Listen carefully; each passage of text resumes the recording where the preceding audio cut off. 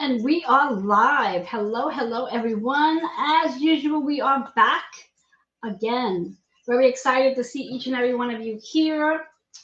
And I'm just going to take a minute and share this out. If you have been following us throughout the day, you know by now that I have a summit going on, the Cosmic Evolution Summit, and I'm really excited to be here to share that with each and every one of you. And as I mentioned, I have been here all day. I'm just going to take a minute, share this out. So if you are already watching with us, take a moment and share it out. Let the world know that we are here. And right now, right here, before I hit the recording button,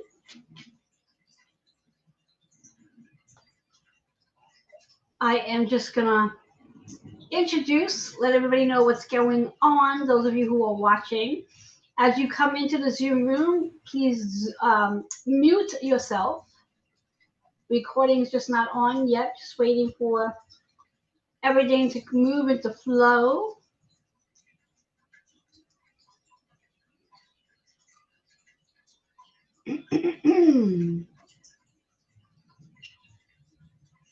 So again, for those of you who are watching with me on the live, I will be hitting the recording button in just a moment, just to give you an idea of what is going on. I'm Reverend Joanne Jabari Cologne. I am the founder of Holistic Fitness and why I am also the host of the Cosmic Evolution Summit. And today I've had an opportunity, the honor, and the excitement to showcase many of our speakers. There's a total of 6 speakers in the summit, and 5 have actually shown up today live. If you have not had an opportunity to check out the one speaker that was not here with us live today, Miss Linda Boney, I encourage you to go find her on my private page, Cosmic Evolution Summit, or by the end of this evening, you'll be able to catch all of the speakers on my YouTube channel, Holistic with a W, Fitness and Why. And I encourage you to go and maybe spend a little time each day to get to know each of the speakers, as each speaker had an opportunity to speak, share their journey, their wisdom, their insight, and spend about an hour with each of our amazing speakers. And right now is no different. So I'm going to go ahead and hit the record button to get this party started. And I love that loud voice. I'm going to introduce you to our final speaker of the day, which I'm going to then change the format of this a little bit. And I'm going to bring to you Miss Tammi Moses. She is going to be introducing herself, but the topic that she's going to be speaking on, which I truly, truly am excited for this topic, is what kind of life do you want to create? Using your experience to fuel change.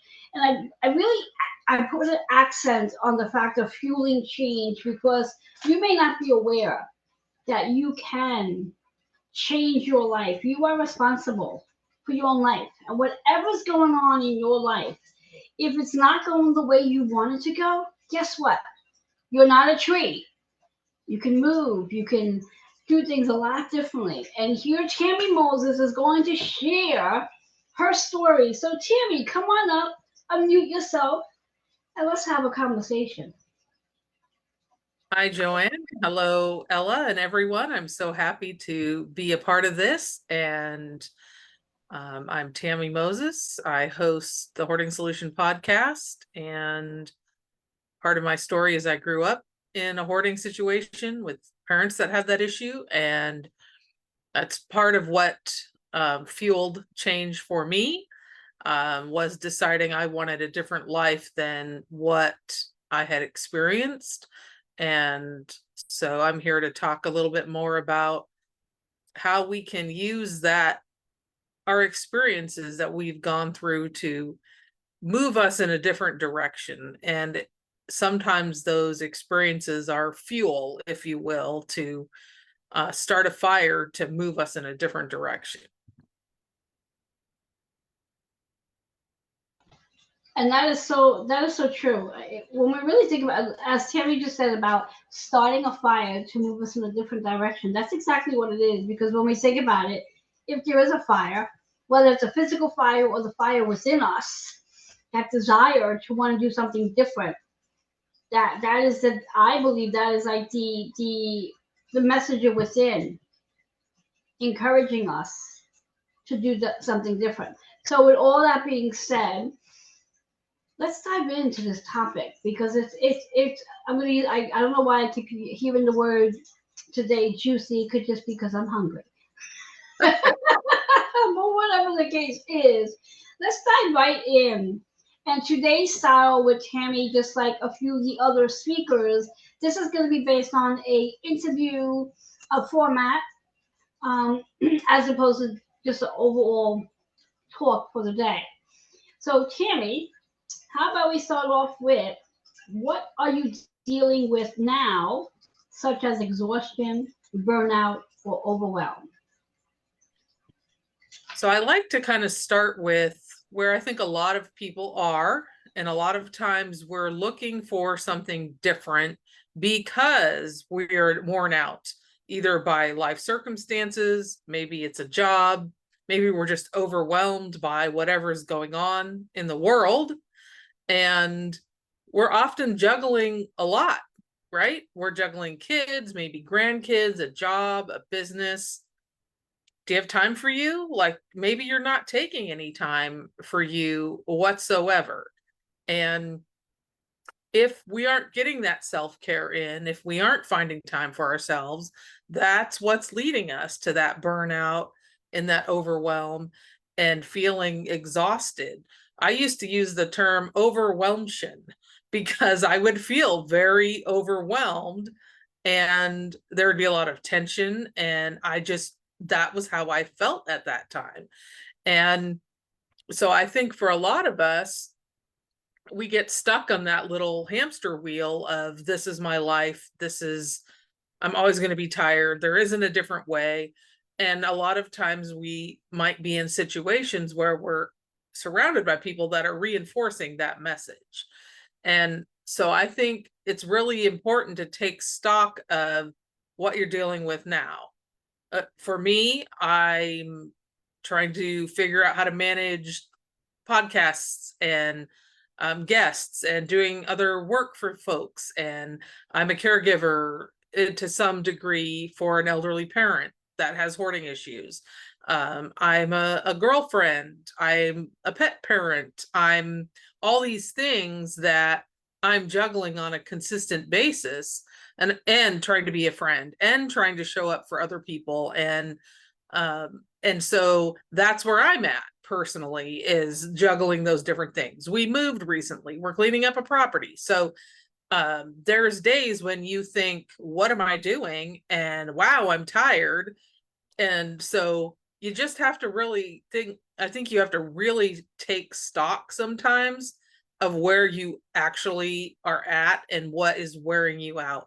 And then you can start thinking about, how do I want to live differently? How can I do this differently so that I don't continue to feel burned out and I don't create this as the legacy? It's not the legacy I want to leave. So how do I figure out a way to create that life that I do want?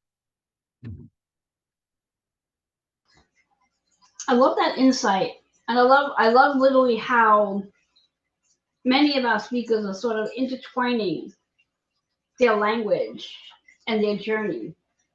So when speaking with Tammy, next question to ask is how do you feel? How do you deal with negative feedback? And this is a really good question. I'm going to repeat that.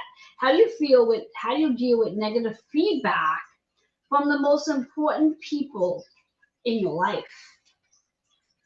So I find that we tend to respond or react, and that reaction for me personally can be an instant irritation. Like I'm instantly irritated if I'm reacting. And so I work on responding. What is this person saying? Why are they saying it this way? What's going on in their life? That's causing us to have this conversation like this. And at the same time, I'm looking at me. Why am I responding this way? Did I not sleep? Did I not eat? You know, do I need to use the bathroom? Did some other conflict just occur that's making me more uptight in this interaction? And so I find that it tends to be more of an explosive thing if we're reacting. But if you're responding, you are taking stock of the moment, you're taking a breath maybe, and just taking a step back a little bit so that you can respond and not maybe escalate that situation. And something I like I'm big on like I want to acknowledge it. That doesn't mean I agree or disagree. I just want to acknowledge it. And so one way that you can do that is to say something like, thank you for the feedback. It's non-committal, but you are acknowledging it. Or another one I like is thank you for the reminder, because sometimes that really is something I need. I need a reminder to calm down and not, I don't know if calm down is the right word, because we all know telling someone to calm down generally isn't effective, but just being a little gentler with ourselves in that situation, and thinking about how would you prefer to respond to that? How would you like to do that? And I have this ongoing conversation sometimes with, well, if you do that, that's how that person's going to interpret it, or why are you doing that? And sometimes it's not about the other person. Sometimes it's about you, and can you live with you in the way you respond, the words you say? Can you deal with that? And so I feel that it's about detaching. We have to detach a little bit from the outcome, that situation, that person, and just kind of reevaluate how we're handling that negative feedback. And maybe it isn't negative. For me personally, having many years where I didn't feel very worthy or valuable, any kind of input I kind of interpret it as criticism and negative, versus, hey, they're just giving me some information and I can kind of do with it what I will. But when you don't have a good view of yourself, you don't feel like you're valuable or worthy, I think it's much harder to take any feedback as any kind of just feedback for what it is. Now, granted, you are going to have some situations where you don't really want to hear what they have to say, excuse me, or they may be incorrect, but you're still able to say thank you for the feedback, thank you for the information, and not be bogged down in it as much. So I think learning how to just respond is a sanity saver for ourselves, so that we aren't constantly in that fight mode, flight or fight. But I tend to feel like I for many years was in fight mode all the time, survivor mode. And so learning to let that go a little bit has been really helpful in that journey of accepting feedback, but not necessarily internalizing it. I truly appreciate your share. What I mean, by you allowing and saying that, thank you for your feedback, and I appreciate the reminder. What I feel that that does for both parties is, it's for the party who's giving the feedback, you're giving them a chance to have a voice. So they're being heard. They feel like they're being heard. And by you saying to that person, thank you for the reminder, again, it's just that recognition, as opposed to getting annoyed with someone who's giving the feedback or saying what they're saying. So I think that's just a really welcoming um, way to open up a conversation without necessarily getting annoyed with that person who is going to provide the feedback that was theoretically unwarranted, wasn't asked for. But rather than saying, well, I didn't ask for your feedback and creating more friction, it's just really a nicer way to open up this conversation. And it makes it easier to communicate. So thank you for bringing that to the table. And I was writing a note on that because again, it's just as humans, we easily get triggered, especially when we're not feeling our best self. So we're not feeling our best self, everything is going to bother us, and we take everything to heart, or we take everything to the point where, like, well, why are they speaking to me that way? Whereas if we were feeling our best self, we probably wouldn't be as triggered from that. So sometimes it could be really about thank you for the feedback because it gave you, not necessarily you yourself, Tammy, but all of us the opportunity to, in our mind, scan, well, how am I feeling today that I'm reacting in such a way? So I appreciate that insight.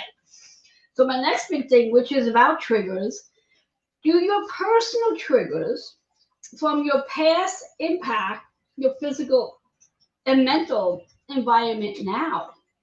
I love that question. So I see a lot of things around, other people aren't responsible for our triggers, which in theory, I agree. However, sometimes there are people in our life that know exactly what those triggers are and can, perhaps not intentionally, but they can cause that to be a big issue for you because they know that is a triggering point for you.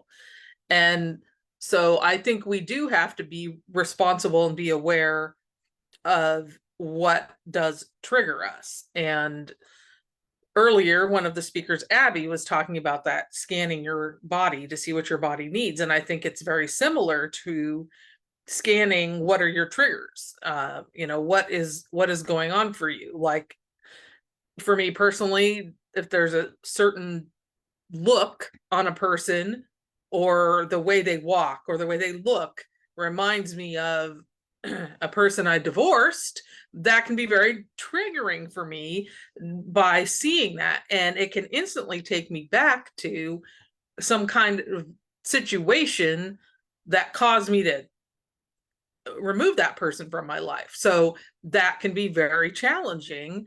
And I have to realize that just because that person has that name or looks that way, or that doesn't necessarily mean they're a stranger. They have no idea who I am. Like, it doesn't even matter.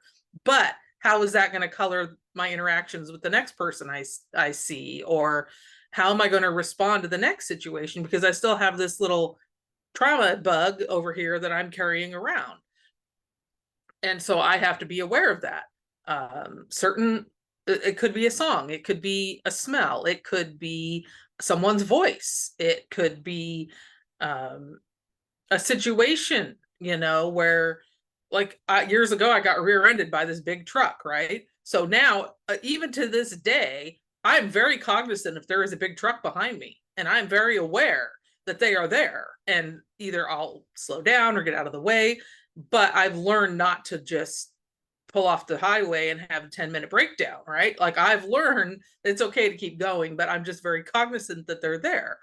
And so, but that's a trigger for me because I don't like pain. I don't like interacting with ridiculous situations. So I try to minimize that. But that also can help you in your managing your mental health, managing what's going on for you, by being really aware of, maybe there's situations I'm not going to walk into. Maybe, so I'll talk about it from a veteran status for a minute, standpoint, where a lot of times, I'm a veteran and I understand the idea of, you sit at a table where you can see the room and you do not have your back to a door or a window. Like, you're very much aware of what is going on in your environment. And why? Because something may have happened that snuck up behind you, caught you unaware. And so from that point forward, you're always going to be more hyper vigilant, and you're going to do a certain behavior because that's a trigger for you. And the other part I want to mention about triggers is understanding how to come down from a trigger. If you've had a situation or an event that has caused your breath, your heart rate, your blood pressure, all those things to happen. And one aspect I really like is around when you start understanding Reiki and your chakras, but like your root chakra is about grounding and being very grounded. And you could put your bare feet on the floor, on the ground. You could touch a tree. The other day, I ran out there and put my bare feet in the snow, which that's kind of unusual for me to do, but I just really wanted to feel that coldness. But it was also very grounding for me to do that.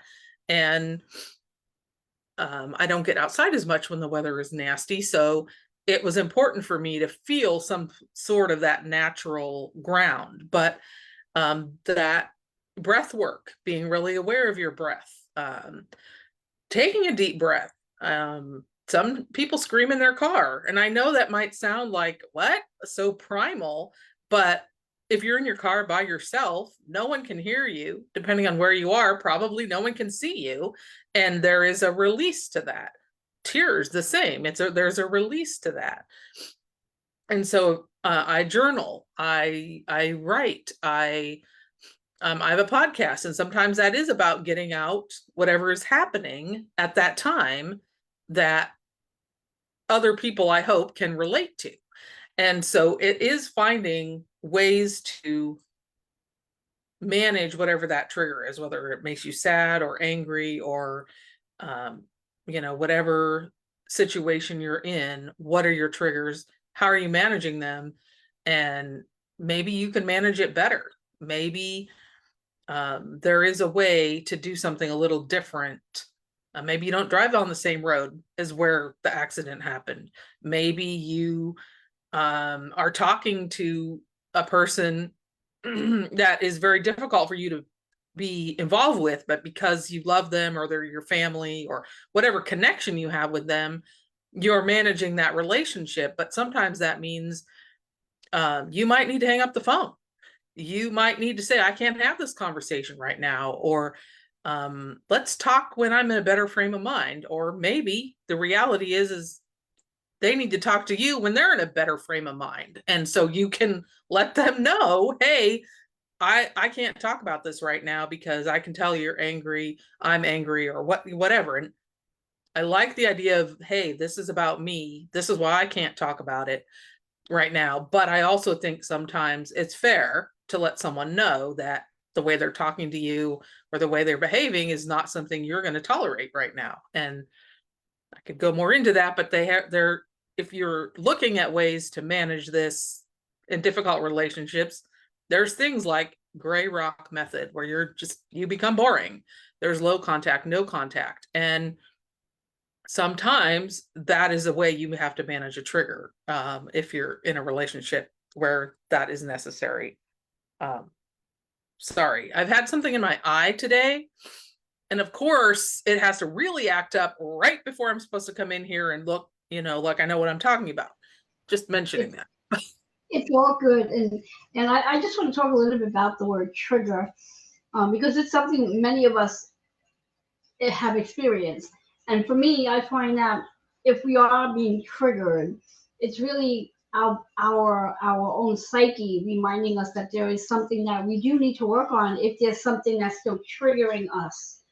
And recognizing, as Tammy said, it could have been a song you listened to, a harmless song that all of a sudden you heard on the radio, and now all of a sudden you're thinking about whatever happened X amount of weeks or months ago, and now you're triggered and you're annoyed or you're sad, and then you're going to have an interaction with somebody that came out of the blue that had absolutely nothing to do with your trigger, but now they're going to be face on with it. So I love that whole concept, and I was laughing to myself when you had said about when you go to different places and you're gonna sit that you always face out and never have your back towards the door, and that's more of a I guess a trigger response, or as you have experienced, you served, and thank you for serving.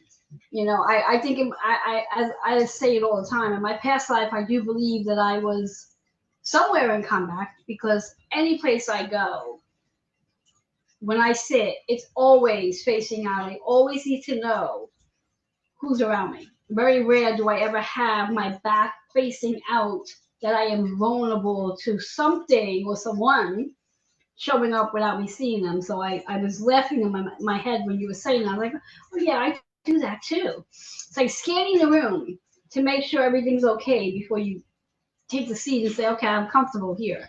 So I thank you for sharing that information and reminding us about our triggers, and reminding us that, again, you mentioned it, and a few of the other speakers have mentioned it as well. Recognizing your boundaries and saying to a person, you have the right to say that if a call comes in and you can hear in their voice, or you're not at the best place to be speaking, say to them, look, this is not really a good time for me to Mhm. have this conversation. Can I call you back when I'm feeling better?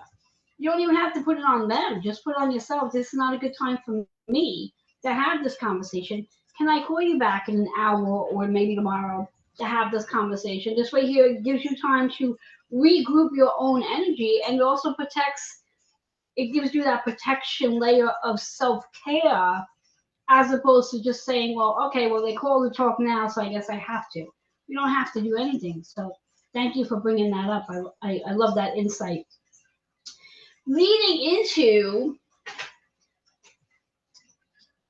the question that I have is, how can you take all of the personal history and change it for your future? So I love the idea of the fact that you can change your life. You can make a different decision than what you've made before. And I I have been told that I don't take any action until I get mad. And there is a level of truth to that. I have to get irritated enough to take action. And it could be something small, like I don't want to wake up to dishes in the morning. And it could be something big, like if I clean my car today, I won't be angry in the morning because I didn't do it yesterday. And so just recognizing that I have a level of tolerance that I can get to before I'll do anything. And I wouldn't necessarily say it's lazy. I just think it has to irritate me enough for me to want to take action. And so I can, but we as humans have trauma, we have anger, we have maybe good things. Like people talk about fear of failure, but the fear of success is also very valid because I haven't been there. What does that look like? I know all about, oh, look, you didn't do great on this test, but I don't necessarily know what it's like to be successful all the time. And maybe I haven't reached that income level. Maybe I've never spoken on that stage before. And so I think being aware of that, it is valuable to do like a walkthrough of the area where you're going to speak, or it's very valuable to get yourself familiar with some of those things. But at the same time, you have to take actions to do that next level.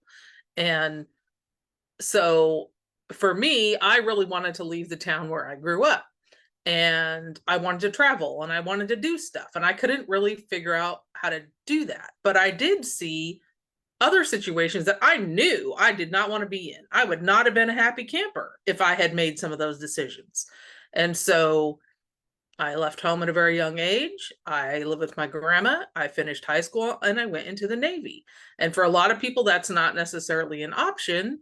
Or, maybe you're not, maybe that's not your thing. But there are other ways where you, as a young person, can make a decision to change that trajectory, because I didn't like what I saw. I didn't want to be that. And so I decided I want out of here. And so for me, I had to get to that level of almost, I wouldn't say there's nothing for me here, but at that time there was nothing I wanted that I was coming across. And so I used that, my experiences of not really feeling like I fit in, not really knowing where I wanted to go or how I wanted to get there, but knowing I just want something else. And so that was my fuel for change. That was like, when, if you're graduating high school, that last year can seem like forever, like you're almost an adult or you are an adult, but you're still stuck here.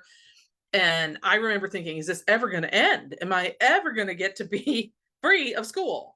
And but my desire to walk away with that diploma at the time what overrode anything else, because I wanted to have, my thought, and I think for most of us, there was that idea that education is the key, right? Like you must have this formal education in order to be a human, and which I don't agree with. But that was kind of the way that it was presented to me at that time. So anyway, it's just using what is it that's going on for you, or has gone on for you, that you're just tired of, you're sick of it, and you just throw that on the fire and be like, all right, well, what can I do with this information that I have, and how can I redirect that and take some of that angst, if you will, and channel it into, hey, I'm going to sit down and I'm going to write a chapter in my book today, or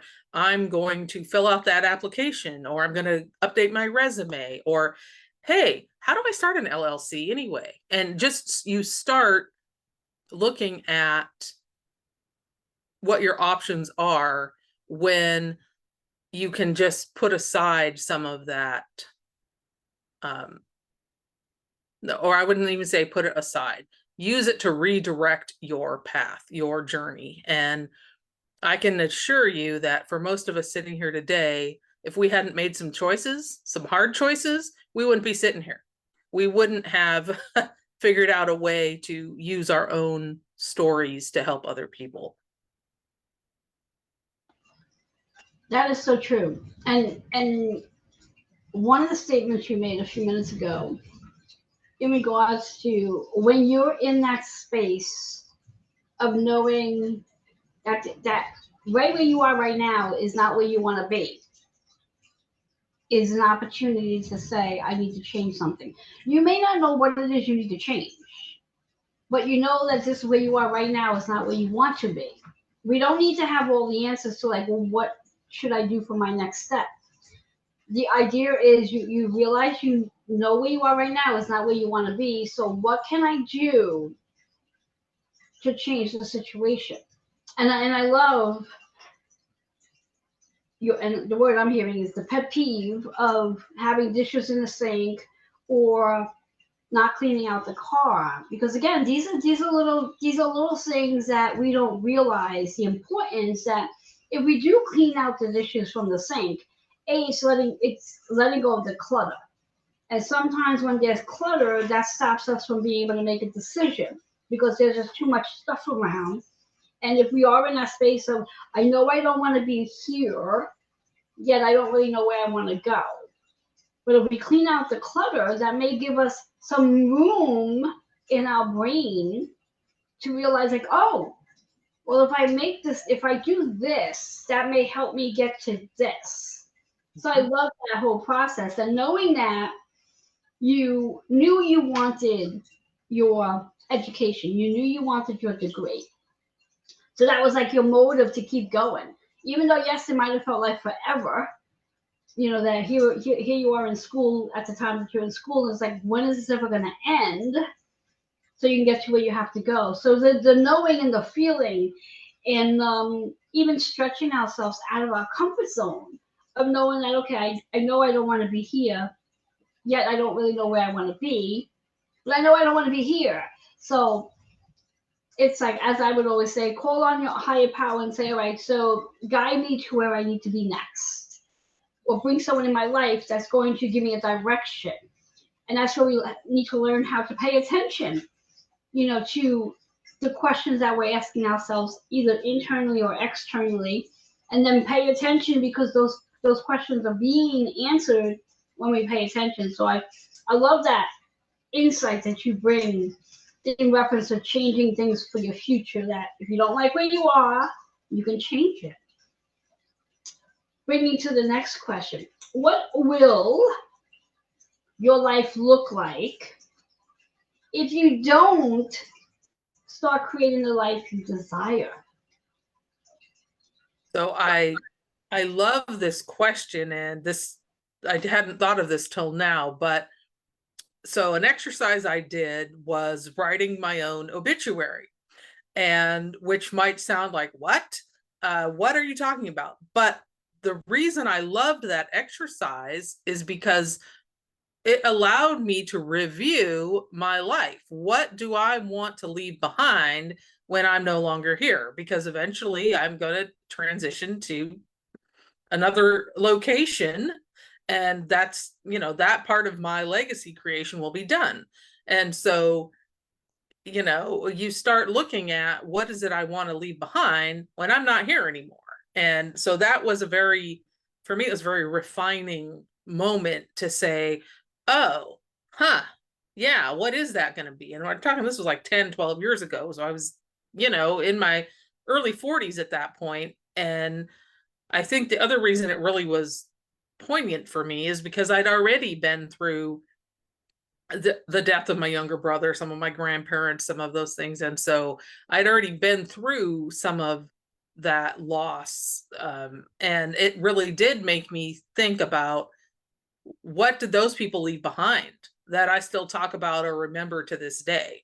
And so that helped me kind of start looking at those people that are gone. Are those people I want to be like? What traits or characteristics did they have that I'd like to continue? And so if you aren't looking at the kind of life you want to create, you're just going to kind of end up somewhere with something, and it isn't what you had in mind. And maybe you're writing a book. I'm working on that. Maybe you're writing some sort of memoir for your grandkids. Maybe you're planning a trip somewhere. Maybe you've got things, your list of things that you want to do. And that's kind of the joke, where my list is so long, I'll never die, right? Because I have too many things to do. But it's also about, what are those things? And I mean, it could be something as simple as, what do you want to do for your family? Do you want to leave property? Are you going to give them a business that someday you're going to hand over to them? What are you what are you trying to create? What do you want to leave behind as a legacy? And how do you figure out what that is? And for me, it's a lot of looking at goals, and not necessarily other people's goals, but what's my 1-year plan? What's my 5-year? What is it that I want to create? And I very much write a lot of things. And so for me, writing those things down is very helpful. And I can refer back to that and see, did I get it done, or do I still need to work on that?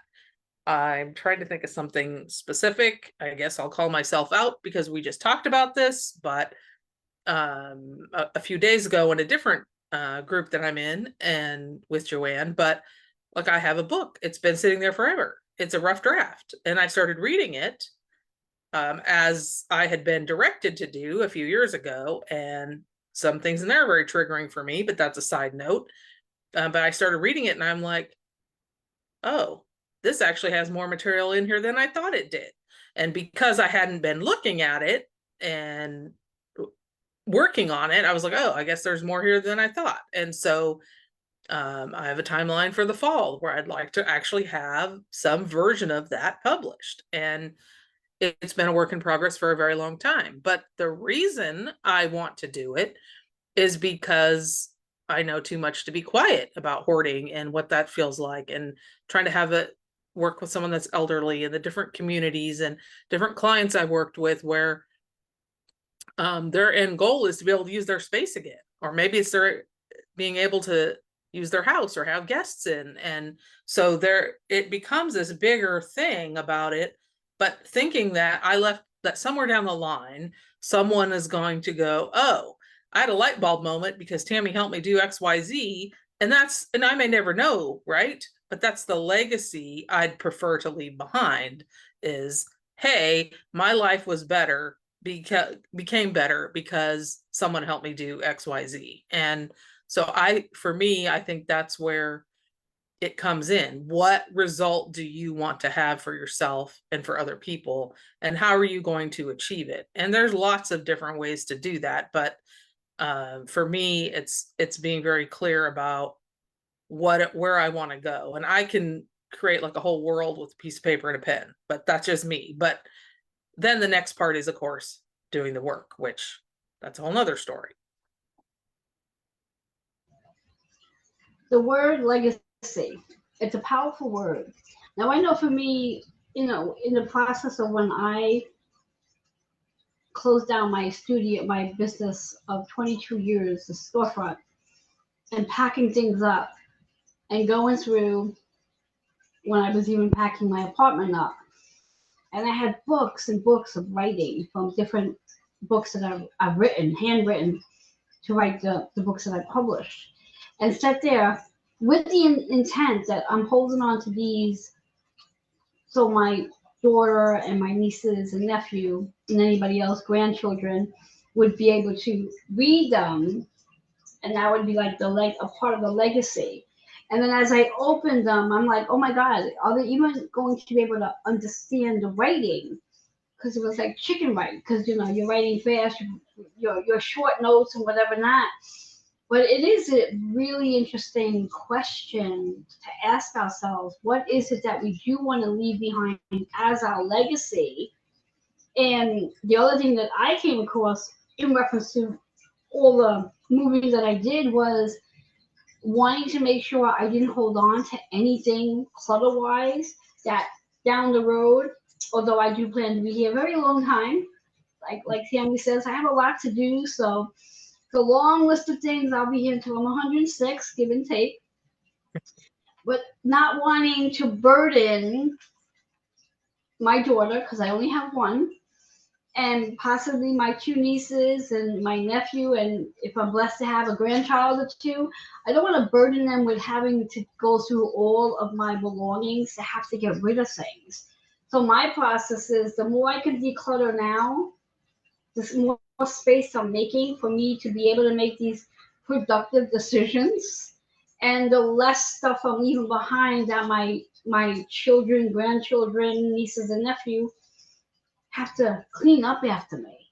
So these are things that go through my mind in the process of what can I do to make a difference and change, that I'm not leaving behind all this extra stuff that someone else has to clean up and possibly throw away at the end of the day. So I really appreciate this whole process of your personal story, the changes that you're looking to make so your future can be a better future. And then moving into what positive things have come to you through your struggles. And I love the idea of the decluttering part. And I've been working on it myself, where I feel very great when I get that recycle bag filled up or whatever, like whatever I'm working on, there's a release in that, and knowing I'm not leaving that for someone else to deal with.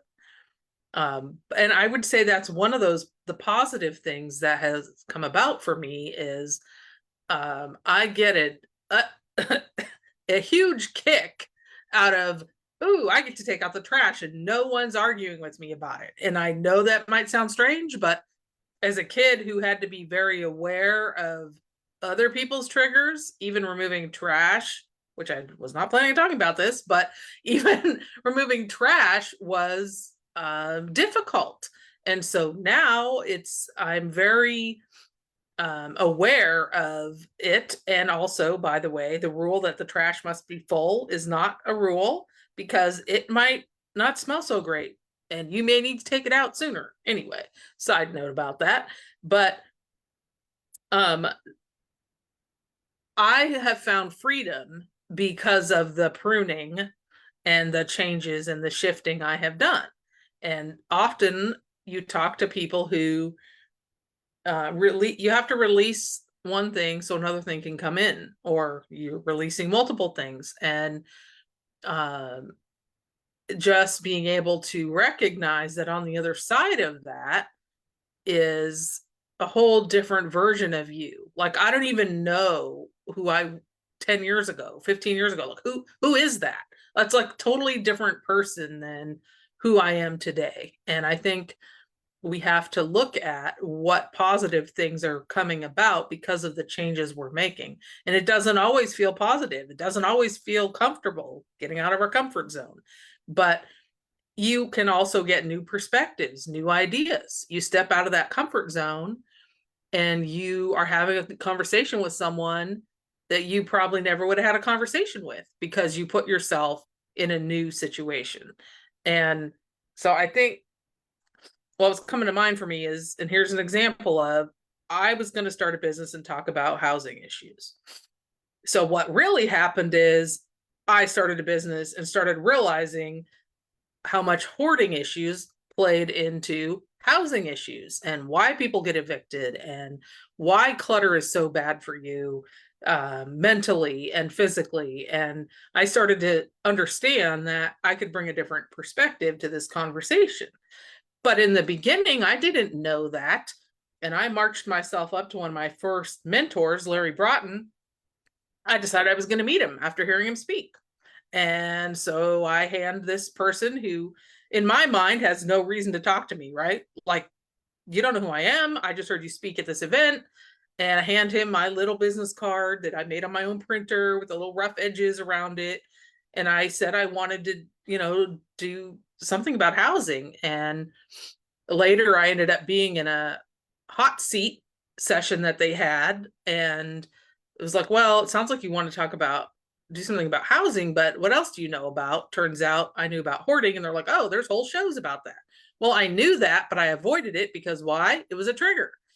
And so, but that experience made me realize that I did have something to offer. I did have something to say, and I did have a reason to talk about what I talked about. And it resonated with people that I never expected in a million years.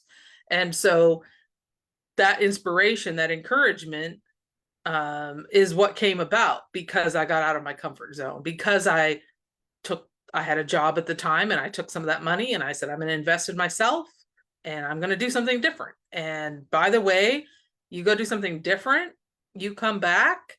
Sometimes it's real hard to come back because you're shedding that skin. Like Joanne said in the beginning, you're shedding who you were and you are becoming something different.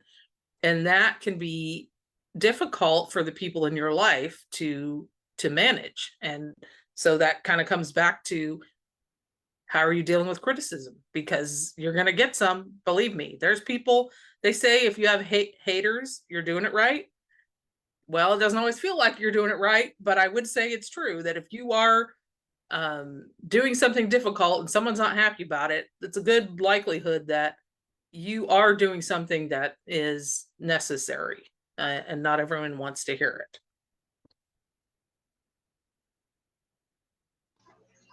That is so true. As they do say, if you have haters, you're doing something right. When you have too many people that like you, it's a good probability that you're not doing something right. So I do love that.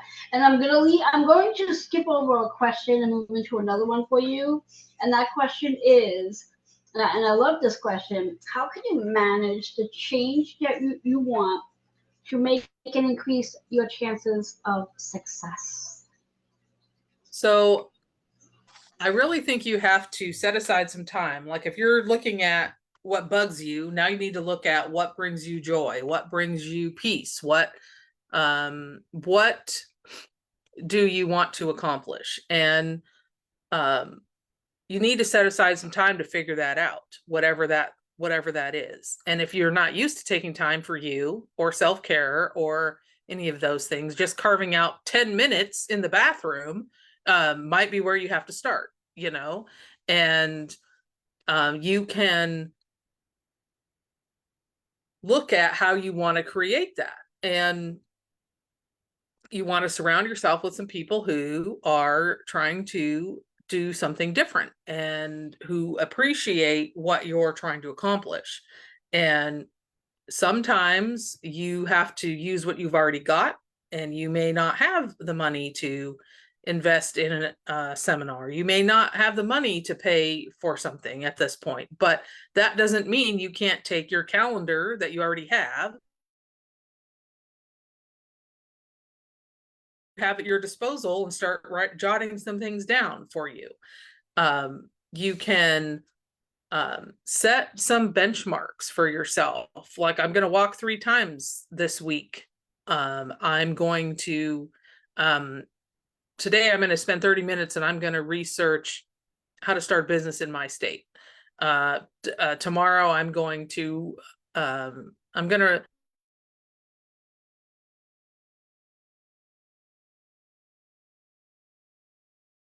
that for 30 minutes. I'm going to read the chapter of a book. I'm going to write the chapter of my book.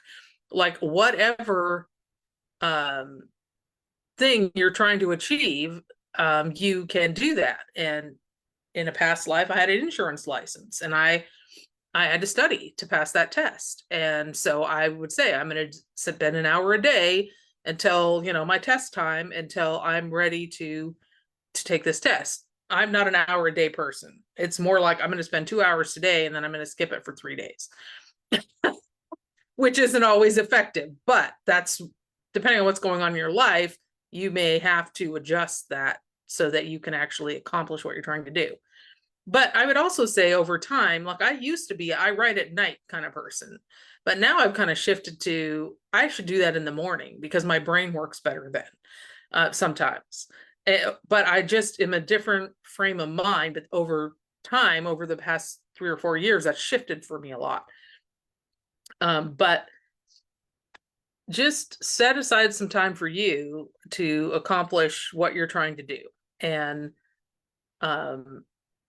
something that helps me a lot is I have affirmations, and not everyone is necessarily on board with that. But if you are walking around thinking you're not valuable or worthy or smart, or that you're not successful, if you have any of that negative brain chatter going all the time, it can really help you to say, okay, that I don't like what that's saying. So who do I want to be? Because that doesn't resonate with me. Like, I'm wise because I have things I want to share. I personally couldn't make the leap between I'm stupid to I'm smart. I couldn't make that leap.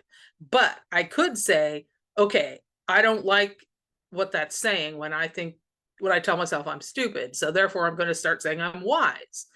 I'm kind, I'm compassionate, I'm thoughtful. And the I am statements, which a lot of people have talked about today, it really can make a difference in how you're seeing yourself. And when you start to have a better relationship with you, and you start to realize what you are bringing to the table, that allows other people to also shine their light, bring themselves out of that darkness. And that is where I think that's one of the biggest takeaways for me is you allow people space when you create space for you. And it allows you to hear their story and they can hear your story. And it just is a way to know that you're making an impact when you are doing something a little different.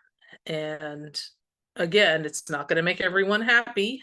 And that's okay, because guess what? I haven't always been happy either. And sometimes I needed to be unhappy to do something different and see it different. So just celebrate that you can do it different, even if it's not something everyone else is on board with yet.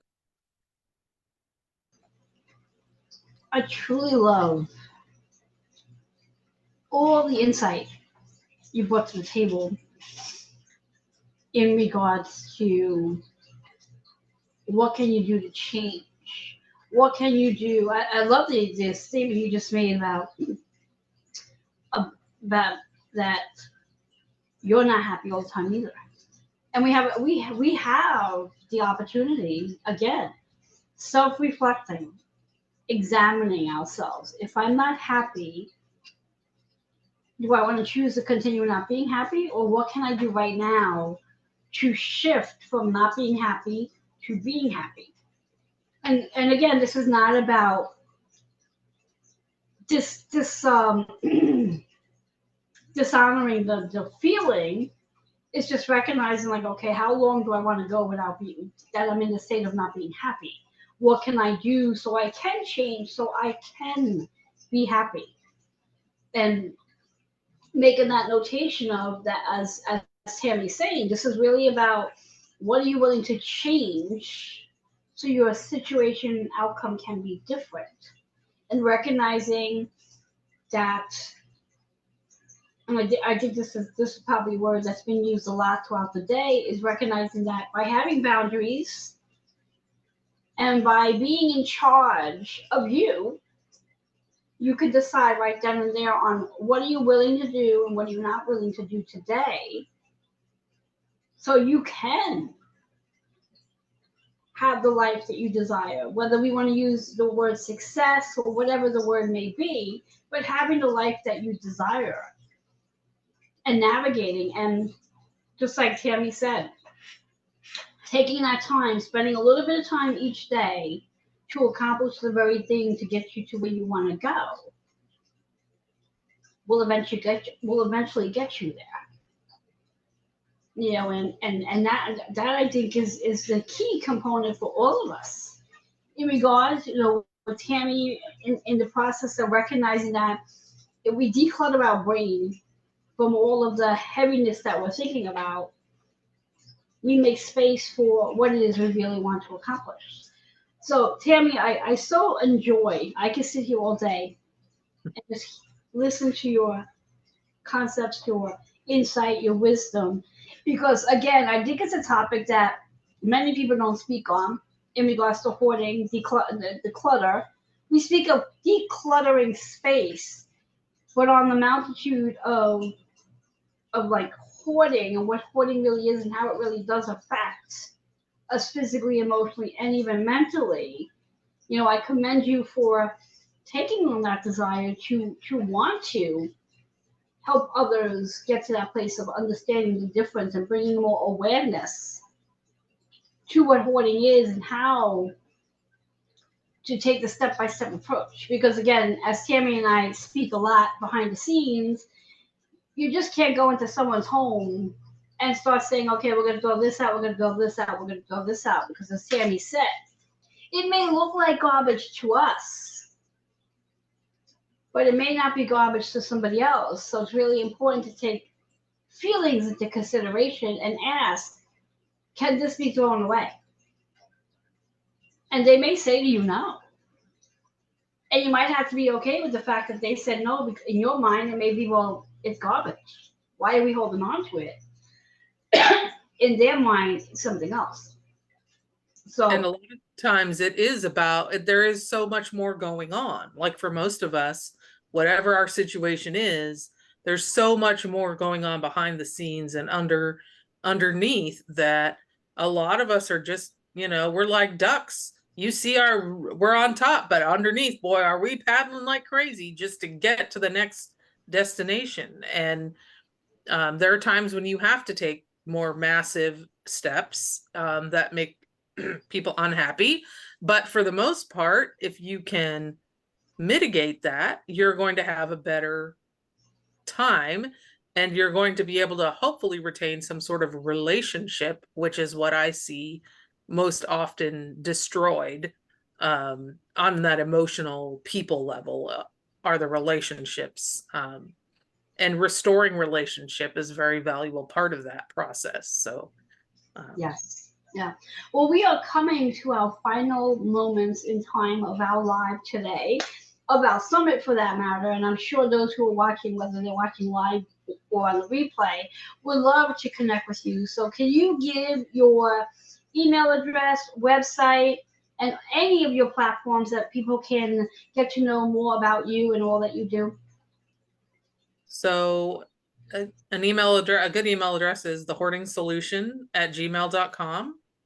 And I have a website, thehoardingsolution.com, and I also host a podcast called The Hoarding Solution. And I'm on Instagram and TikTok and Facebook. You can find me under my name, Tammi Moses. And um, I want people to know they aren't alone and that they are not having to go this journey by themselves, because that is how it feels, often very isolating. And that is not a good feeling. And I have other resources and ebooks and things like that that I'm happy to share with folks too, if they are interested. And I've decided to host a positive pocketbook workshop play shop in a couple weeks, so I have links for that, because sometimes a good quote can set you on a whole new direction for your day. So anyway, yeah, I'm happy to be here, and thanks for having me. And I hope everyone, I know people will get a lot of good information out of today's summit. Yes. So with all that being said, I'm gonna take this moment to thank everybody who's been with us all day, or throughout the day during the summit. And we are gonna come off live, and we're gonna come off the recorder, and we're gonna have a little time in the Zoom room where we'll get to chat with Tammi. And of course, those of you who have the Zoom link, and if you want to come join us there, feel free to. And if not, we'll have a nice, quiet conversation for the next few minutes. And know that you can catch all of the speakers' talks. They'll all be uploaded or downloaded, whatever the dialogue is, on my YouTube channel. You'll be able to find them all there by the end of this evening. My recommendation is take about an hour each day for the next 6 days, because if you're going to do it as a what do they call that during the holiday season? A marathon, where you're going to sit there and watch the Cosmic Evolution marathon. That's going to be a long day, a 6-hour day, but it's definitely going to be worth it. So again, thank you so much for your support, everybody, and thank you, Tammi, for your wisdom, your insight, and just bringing all that you bring to the table. Thank you.